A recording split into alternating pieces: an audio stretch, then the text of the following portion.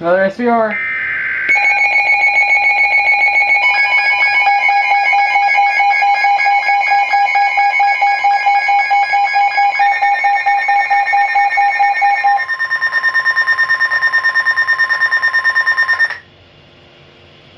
The National Weather Service in Sterling, Virginia has issued a severe thunderstorm warning for southeastern Carroll County in north-central Maryland, western Baltimore County in northern Maryland until 9:30 p.m. At 8:41 p.m., a severe thunderstorm was detected near Gammer, or 8 miles south of Westminster, and was moving east at 25 miles per hour.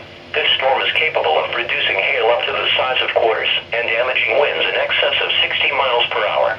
Locations impacted include Gammer, Eldersburg, Oakland, Reisterstown, Owings Mills, Randallstown, Lockern. This is a dangerous storm.